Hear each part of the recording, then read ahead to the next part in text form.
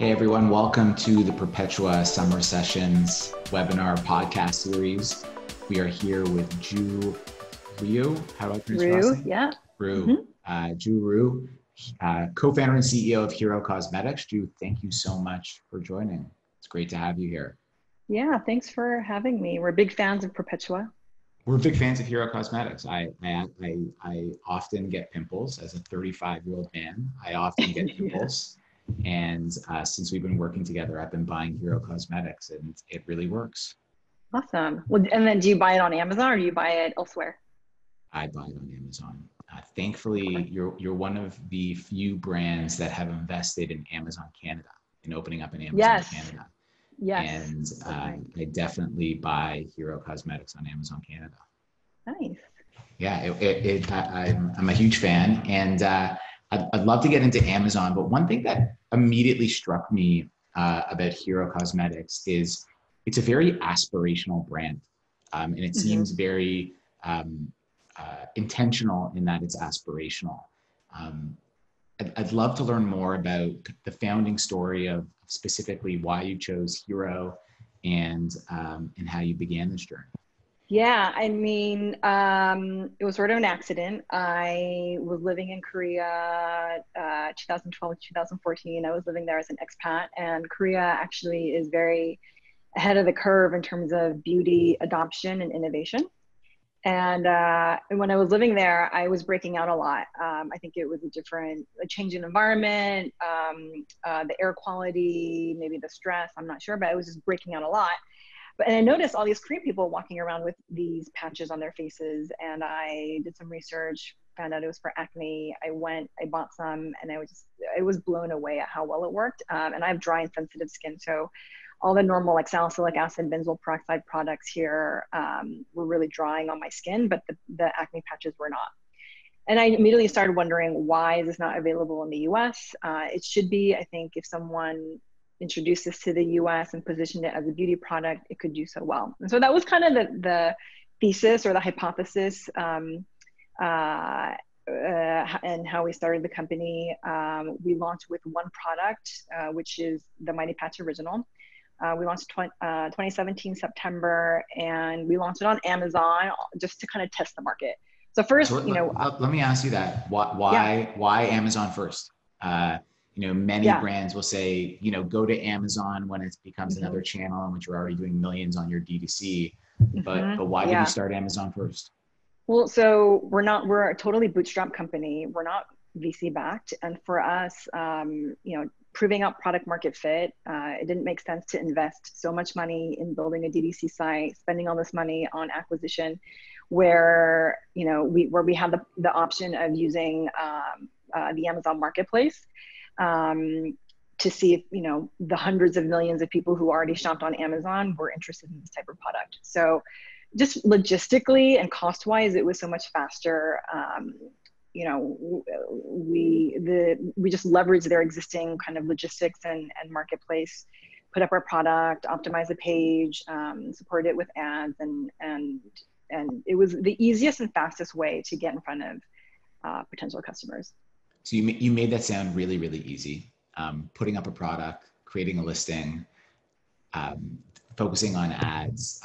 For a lot of people, that's demystical. Like, how do I do it? What am I thinking? I know a lot's changed since 2017, but can you walk us through step by step, like what that meant? You just mentioned those three things. Like walk us through each one of those three, and how you were able to do it successfully, seemingly right from the outset. Yeah. Well, I have to say it's been a while because it's been almost 3 years, so I might not be remembering everything. But I mean, first you create your account, and then once you create your account, you create your ASIN, which is like the unique identifier for your product. You have to create your product page, and they have templates, and they make it pretty easy so that you know where to upload your photos. The key bullet, like the area where you write your key bullet points, your other copy, you have to set your price. And And then in terms of the logistics part, we self-fulfilled for a little bit, because the issue is when you're a new brand or a new seller, you have to kind of earn actually the right to use the Amazon fulfillment centers. So we weren't able to get the Prime badge, or we weren't able to be Amazon fulfilled right off the bat. So we sort of like slowly kind of had to work our way up. And then, you know, once you start building a reputation, start getting reviews, we switched to Amazon fulfilled. But then actually right now we have like a hybrid model where we do both Amazon fulfilled as well as some of it we fulfill ourselves. Got it. And how did you know it was working? When did you know it was working? So our initial purchase order was like 10,000 units. And then we sold out of that within 90 days. And that's where I knew there was demand. And then, so we launched in September. By December, were out. And then we actually launched at Anthropologie in January. And that to me was further validation that there was interest, because, you know, having a retailer like Anthropologie sort of, you know, validate that there's consumer demand for your type of product, I think definitely, you know, made me realize we're onto something. Cool. And so you had those quick early wins in 90 days. What was the initial advertising strategy? Like what were you, I imagine you didn't have the team that you have today. You were probably in the weeds of Seller Central I was running ads. them. Yep. Like how did you think about those first initial keywords to determine this is what I should be going after? This is what I want customers to see when I want customers to see my product when they search these terms? Yeah, I mean, so back then, actually, the category was nowhere near as competitive as it is now. It's over the years, it's gotten like just crazy competitive. And back then, it was still relatively new. And so I focus on a lot of category specific words. So acne patch, pimple patch, kind of those shorter tail words, I guess. The problem is acne as a category is really competitive. And so competing against other acne products was not the strategy. The strategy was really to focus within our category, which was the patch product. And so all the keywords were really around different variations. So acne patch, pimple patch, absorbing patch cover, I don't know, like words like that. And actually it was kind of a Korean product. So like K beauty patch, or a lot of words around the product category was the strategy back then. And we didn't really have any brand equity back then. So, you know, it didn't make sense to focus on words like Mighty Patch or Hero, because no one really knew what it was. So it was really very focused on the actual product and product category. And how did you know that those just acne type search terms were too competitive? Like what were the signals that said like, this isn't for me? Like I'm bidding on it, I'm not winning, this is too expensive. How do you recognize I want to focus on this niche that I believe people want for this one product? Mm-hmm. Yeah, I mean, you can, so in Amazon, like in the ad account, you see how much the bids go for each phrase or each word. And like anything that was just sort of generic acne focus was, like, it was very expensive. It was probably like $2 or $3 or something like that, versus being more category specific, you know, they were like 50 cents. And so just from like an efficiency and cost play, it made a lot more sense to focus not on like the broader acne terms. Although I did try, I think I had probably tested some of those keywords or key phrases, but it just, you know, it validated that it was like the return wasn't there. It was just too competitive and too expensive. So it made more sense to like stay closer in.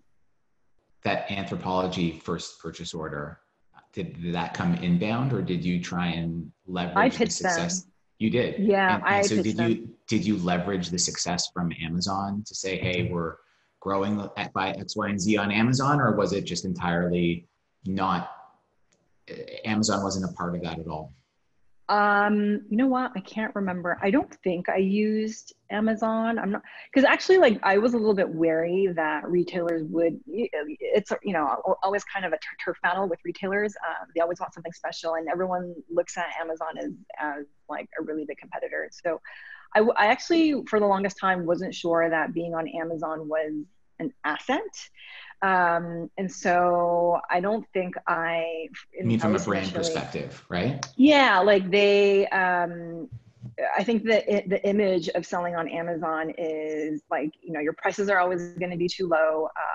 It's not great for brand enhancement, and things like that. And so I don't think I pushed we're selling on Amazon as like kind of a pitch. But actually I realized that it didn't really matter to them, because as I started pitching more retailers and we started going into more retailers, no one asked me about Amazon, and it almost seemed like they didn't really care. And so, but yeah, I mean, Yeah, that's so, interesting. So like I've heard you say that buyers might look at Instagram as virtue signaling for consumer demand.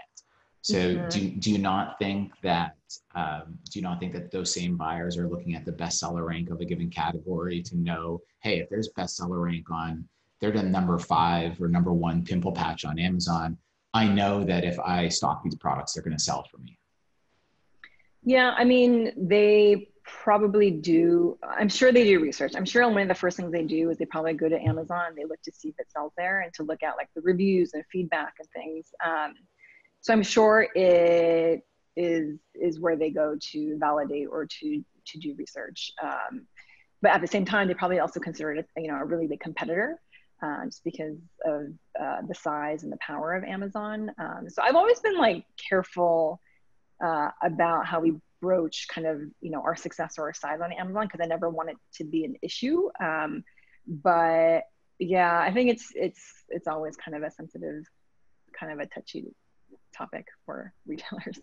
All right, that's totally fair. And so um, you're launching on Amazon. You mentioned you're a bootstrap company. I know that a lot of people that think about launching on Amazon are thinking, accelerate, go hard really early, get momentum on that flywheel, and then become profitable. Was that your Mhm. strategy, or were you profitable from the get-go, reinvest profits into growth? Yeah, we were profitable from the very beginning.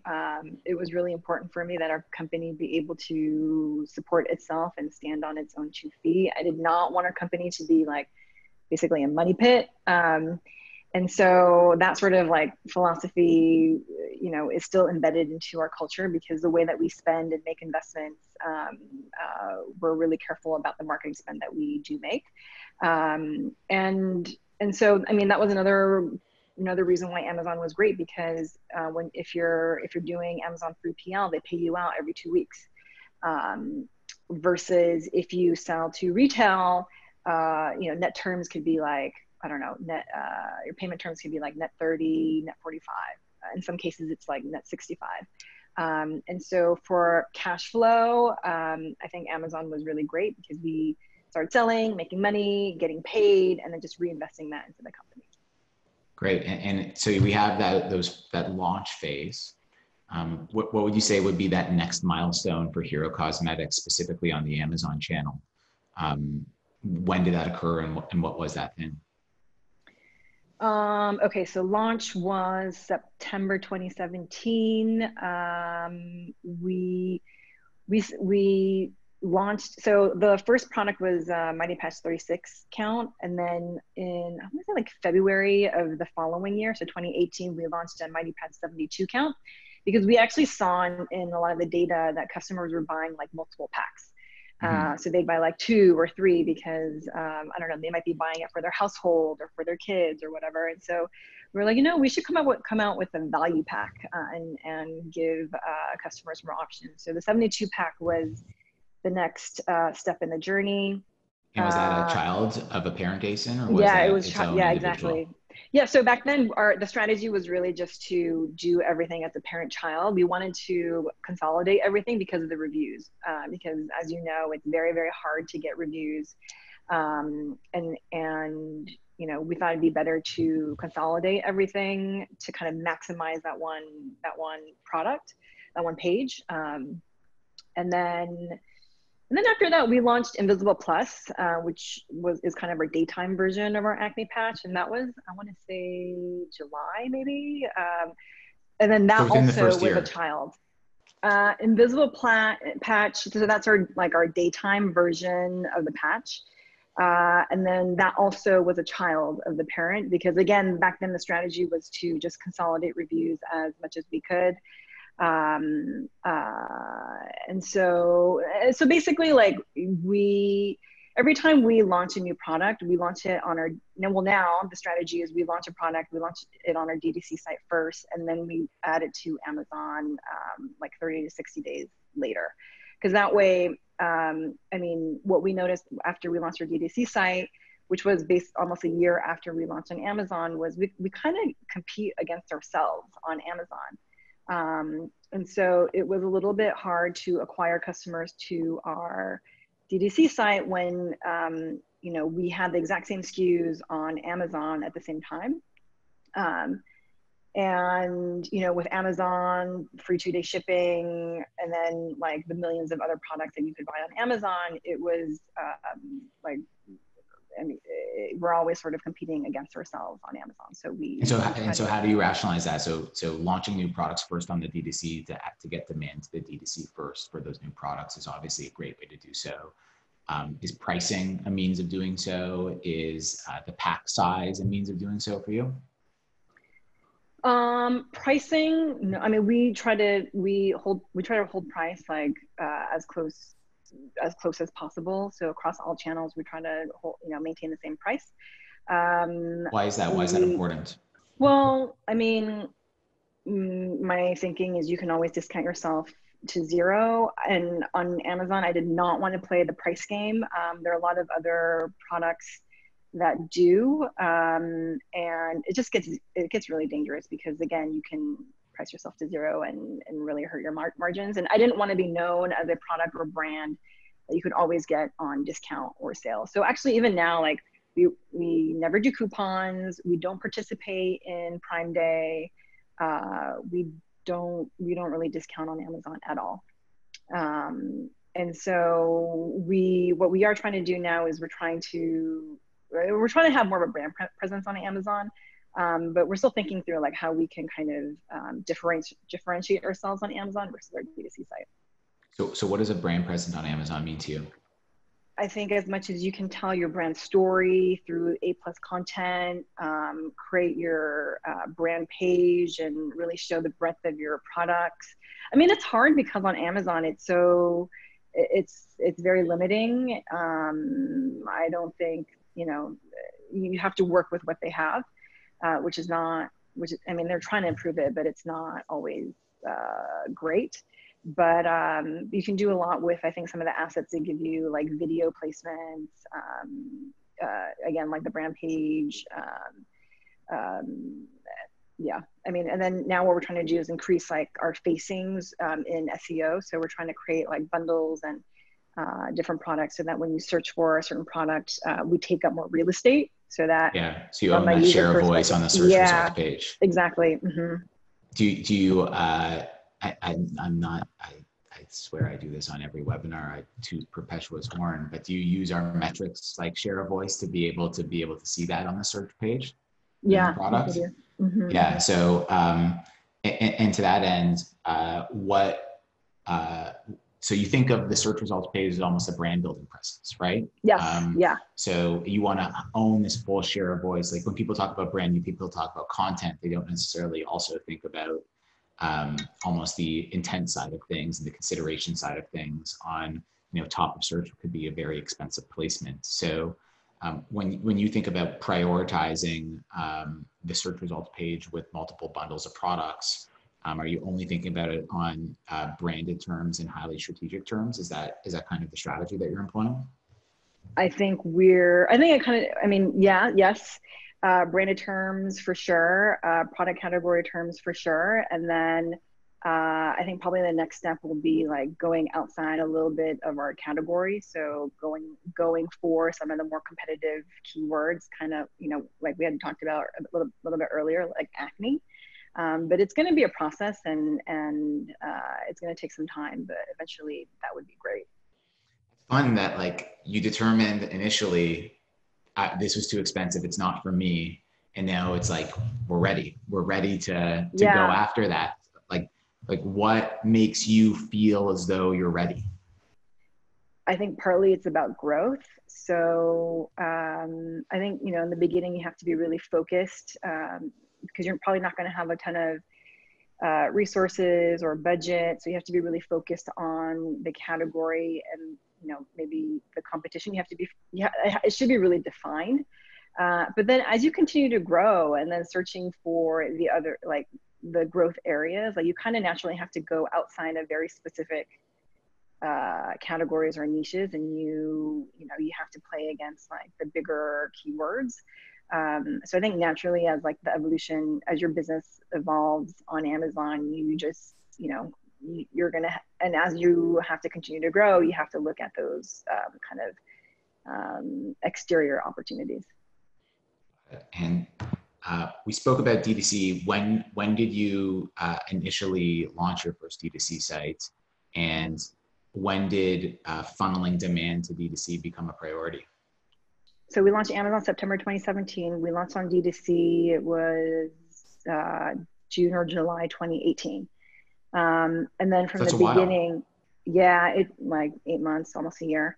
Yeah. Um, and then, I mean, D2C was always sort of a priority. So the idea was, what we did was we took the cash from Amazon, and then we reinvested it into our D2C site. And so, you know, we use that money to build the site, to drive acquisition. And then initially we were really trying to differentiate the D2C site from Amazon.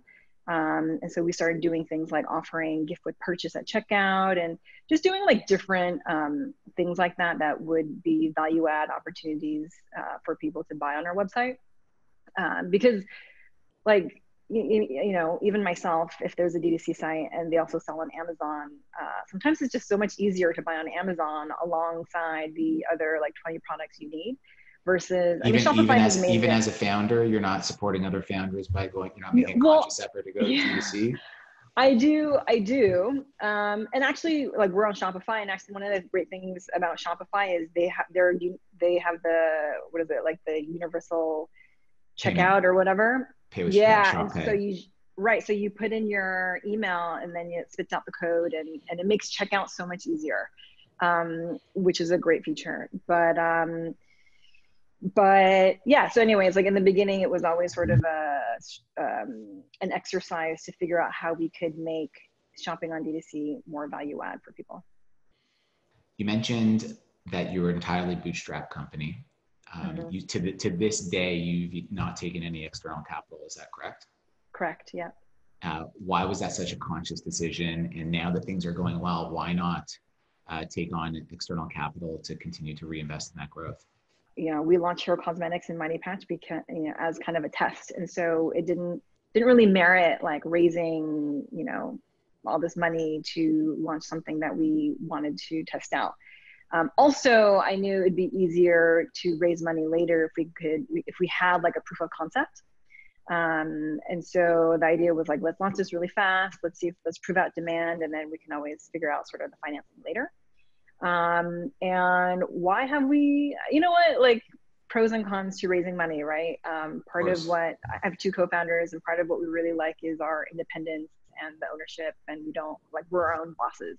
We don't work for anyone except for ourselves. And also I think when you take money, like, it changes the dynamic. And I've heard of, you know, a lot of founders where they do raise money, and then you know, then investors sort of pressure them into like a certain direction, which may not be the right direction. I don't really know. So like, and actually, thank goodness, because I think sort of the trend is moving back into the other direction, where now profitability is back, you know, in vogue, and businesses that are not profitable are, I think, are having a hard time. Yeah. Um, that's definitely the case. And Amazon, you know, a lot of companies have a very different approach in which they are grow, and then become profitable. And Yeah. especially in a really competitive category like beauty, in which people have this belief that I park a ton of money into advertising. Advertising gets the flywheel going. Flywheel is going. I can now reinvest in those profits. So now that you have a more robust product line, and now that you have that momentum on the flywheel of Amazon, um, Mm-hmm. is there a metric for reinvestment of profits in Amazon back into Amazon Media to continue to fuel that fire, or Yeah. or is there another means of allocating capital for Amazon ads? We usually, I mean, we just allocate like a certain percentage of revenue to that channel. So, uh, it's really up to, I think we have a growth lead, Alan, who manages exactly how we spend it. But we've been, continuing to experiment because again, like we started out at the very bottom of the funnel, sponsored products, sponsored brands, sponsored video, and then we're like moving up the funnel. And we haven't quite gotten to the top of the funnel because there are things like OTT and channels like that that we would like to do, but we haven't done yet. But it's hard too because like they are very expensive, and they take a disproportionate amount of the budget. But I think the idea is like we really try to be disciplined and we reserve like a certain percentage of sales to advertising, and then within that percentage we just have to break it down in terms of how we create that mix in terms of bottom of the funnel all the way to the top. I mean, we don't have an exact rule of thumb, but generally for the entire business, we say 25% of the budget can go to testing other channels.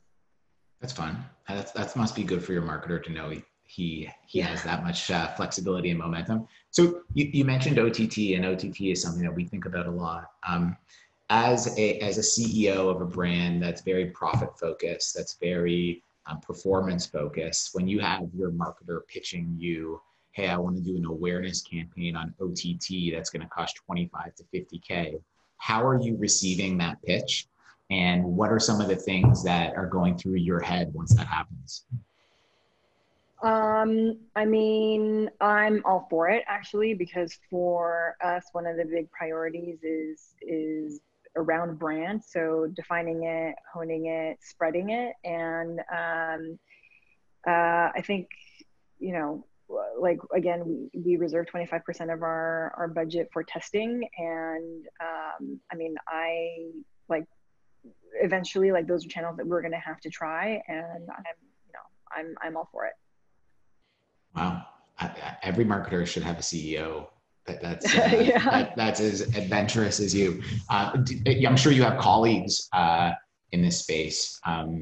Do you find, do you like that was a very, maybe just things are really, really good at Hero Cosmetics, but I know in conversations I've had with marketing leads at brands, just like, I can't get my CEO to get buy-in on these sorts of things. Mm-hmm. Is it because you've created this DNA of experimentation within the company because you know that Yeah. some of those tests have worked, whether that be on a new product line or a new advertising strategy? Yeah. I mean, testing is definitely a big part of our ethos. Like for example, we were one of the early brands on TikTok. So when we launched at Target last year, we did a TikTok campaign for the launch at Target, and we realized like it was so much more efficient than Instagram, and we wouldn't have known that unless we gave it a shot, allocated a little bit of budget to it, and it's now like one of our biggest channels. We recently started actually advertising on TikTok, and it's going really, really well.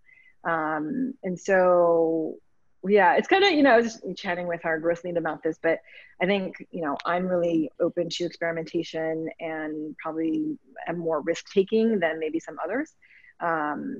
But, you kind of have to experiment and allocate something for budget to that, because that's how you uncover like these gems of opportunity, because otherwise like you're just going to be stuck with like Facebook and Google, and that's it. Amazon. And it's just Amazon rising software. CPCs and CPMs against everyone, Yeah, right? So it's exactly. where do you find the low CPCs and CPMs? Um, and you're now expanding to more and more products, not only Mm-hmm. on D2C and Amazon. Um, are there ways in which you think about price pack architecture that's maybe unique to Amazon relative to other retailers? We just started experimenting with it. We have one bundle on Amazon, and again, the strategy there was more for real estate. It's just like it's hard because I feel like the Amazon customer is very price sensitive, and then when you add bundles, like the absolute price is higher. Um, and I don't know. For us, like, it's still something that we're experimenting with and trying out. It might not be a huge revenue driver, but we'll see what it does. I think more from a shelf space kind of brand play. Got it. And now also that you're generating so many more sales, I'm sure Amazon's approached you about potentially pursuing a 1P model. You know Um, what? They have never. It's oh, funny because, okay. yeah, other people have. They were like, "Oh, I'm sure you've been approached by Amazon for a 1P, but we haven't." And I don't think we ever would. Okay. And we So could talk why, about that. why, why, why wouldn't Yeah. you? Yeah, because I mean, there's always this kind of 3PL versus 3P versus 1P debate, and then what I'm realizing, for us at least, is in my mind there's no debate. You got to go 1P because the more control you have, the better. 3P. You gotta go 3P. Oh, sorry.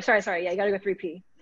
You have to go 3P because the more control you have, the better. You have to control your pricing. The more control you have over inventory, your page, and everything, the better. And actually, like, since we're in like other retail channels, I've realized, they do consider Amazon a competitor, a big competitor. And actually, like, one of the only reasons why I think we can continue to sell on Amazon and also sell at other retailers because because we're 3P. I think other retailers are really conscious of Amazon and their pricing strategies. And so I think if we were 1P, I think it'd be a totally different conversation. You were the Amazon operator, as the founder of the company, co-founder of the company. Obviously, there are now many, many more nuances of Amazon. You mentioned advertising, we mentioned creating content. How do you think about forming an Amazon team or allocating those responsibilities internally in the company? And how has that evolved over the past couple of years? From an advertising standpoint, it's under growth because if you think about it, like it's pretty similar to other types of paid media, and so it kind of made sense that people who know paid media and acquisition will know how to make Amazon or Amazon sponsored ads and Amazon media work. Um, but and then we have design teams that support in terms of content and the PDP, A plus content. And what we try to do is we try to make things like multi-purpose. So if we create a video for our D2C site, we'll add it to our Amazon page as well so that we can find efficiencies there. We don't have an Amazon team per se, but currently the way that it's structured is that, Amazon is sort of like another channel that people work on.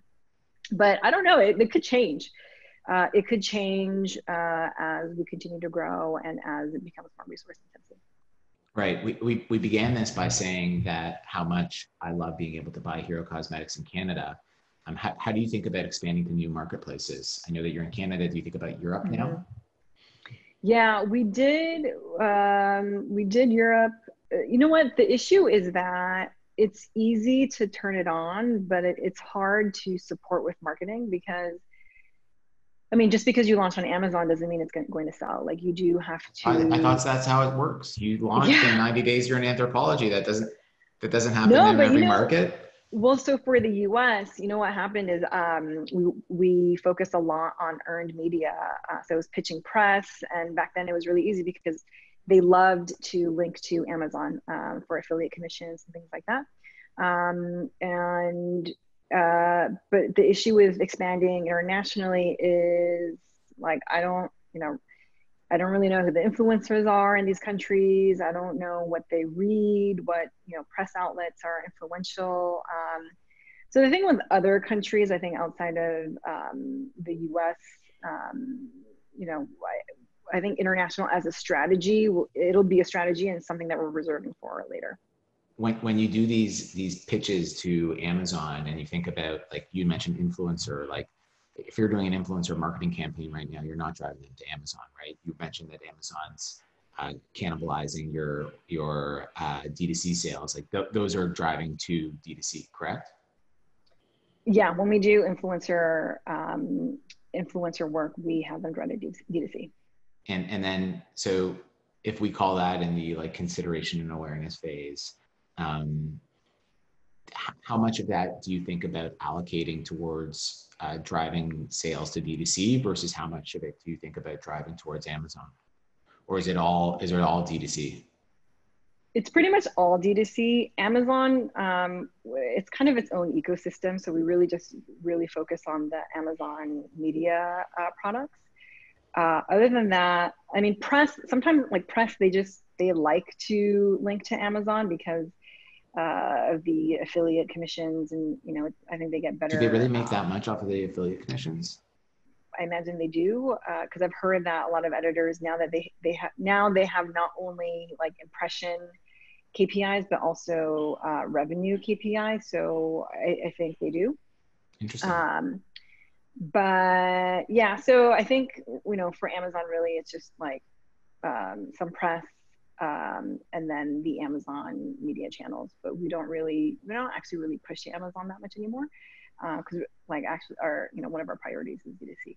One of my initial questions was about this aspirational brand of hero, and I think that a lot of your products have been specifically around like pimples and acne. Was the idea of creating the brand hero so that you can expand beyond that? Or is it, I'm a hero because I'm removing these things that I'm not proud of? Mm-hmm. Yeah, I mean, the idea there was, I think acne is a really emotional topic. Actually, we surveyed our customers once, and we asked the question, like, how do you feel when you have a pimple, you break out? And 99% of the responses were negative. Like, I feel bad about myself. I feel insecure. I feel down. I don't want to go out. And so what I wanted for this product, for this brand, was to be more, I guess, tap into positive emotion. I wanted people to feel good about themselves. I wanted them to know that this product is here to really help. That's kind of where hero came up. And then for the product name, Mighty Patch, because it's small, but it's actually really powerful. So we felt like that was the perfect name. Yeah, that works. I don't have any more questions. I have one question that I ask everyone at the end of this podcast or webinar podcast, and that's if you could make a prediction for Amazon in the next year, what would that be? I don't know. What have they not done? They've launched. Well, they do lots of things. There's lots coming up. I mean, you know what? They're probably gonna. Okay, so in terms of logistics, I wouldn't be surprised if they buy, a FedEx or a UPS or something like that, and really own the whole kind of logistics side of things. But yeah, I mean, I think their logistics platform is already so strong, and why not just own the whole system? Probably makes a lot of sense. All right, that's a good one. Drew, thank you very much. Really enjoyed this. Thanks for having me.